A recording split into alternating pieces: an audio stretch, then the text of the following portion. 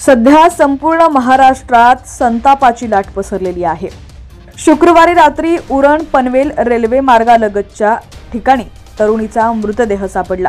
यशस्वी शिंदे असं या मृत तरुणीचं नाव आहे। रायगडच्या उरणमध्ये 22 वर्षीय तरुणीची निर्गुण हत्या केल्याची घटना उघडकीस आली। अक्षरशः तरुणीचे अवयव कापून तिची हत्या करण्यात आली। शुक्रवारी रात्री उरण पनवेल रेल्वे मार्गालगतमध्ये या तरुणीचा मृतदेह सापडला। यशस्वी शिंदे असं या तरुणीचं नाव आहे। मृतदेह शवविच्छेदनासाठी ग्रामीण रुग्णालयात पाठवण्यात आलाय। तेव्हापासून नातेवाईक व उरणमधील नागरिकांना रुग्णालयाबाहेर मोठी गर्दी केल्याचं आपल्याला या ठिकाणी पाहायला मिळतंय। सर्व स्तरातून या घटनेबाबत संताप व्यक्त करण्यात येतोय। घटनेच्या निषेधार्थ उरण शहरातील बाजारपेठ बंद करण्यात आलेली आहे।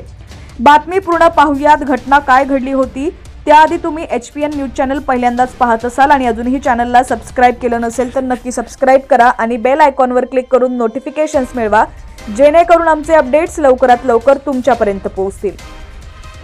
तर या ठिकाणी माझ्या मुलीची हत्या शेख नावाच्या जिहादानं केल्याचा आरोप यशस्वीच्या वडिलांनी केलाय। आरोपीला अटक होत नाही तोपर्यंत मृतदेह ताब्यात घेणार नसल्याचं नातेवाईकांचं म्हणणं आहे। 25 जुलैपासून यशस्वी शिंदे ही बेपत्ता होती। सकाळी 11 वाजता मैत्रिणीकडे गेल्यापासून यशस्वी बेपत्ता असल्याचं नातेवाईकांनी सांगितलं। सहाय्यक पोलीस आयुक्त ग्रामीण रुग्णालयात पोहोचले असून नातेवाईकांची समजूत घालण्याचे प्रयत्न सुरू आहेत। पहाटे उरण रेल्वे स्टेशन समोर एका तरुणीचा मृतदेह सापडला होता। तरुणी बेलापूरला नोकरीला होती। हाफ डे घेऊन ती लवकर निघाली होती। दुपारी 3 ते 4 वाजेच्या सुमारास ही दुर्घटना घडली असावी अशी शक्यता आहे। आरोपी निष्पन्न झालेला नाहीये। 3 पथकं आरोपीला शोधण्यासाठी तयार करण्यात आलेली आहेत। गुन्हे शाखेने देखील एक पथक तयार केलेलं आहे अशी माहिती पोलीस उपायुक्त विवेक पानसरे यांनी दिलेली आहे।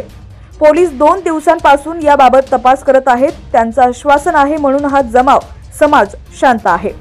2 समाजांमध्ये तेढ निर्माण होऊ नये म्हणून शांत आहे, परंतु आरोपीला कठोरात कठोर शिक्षा व्हावी या प्रयत्नात सर्वजण आहेत। पीडित कुटुंबासोबत आम्ही सर्वजण आहोत असं आमदार महेश बालदी यांनी म्हटलंय। तर माजी आमदार मनोहर भोईर यांनी सदर आरोपीला समाजाच्या हाती द्या अशी संतप्त मागणी केलेली आहे।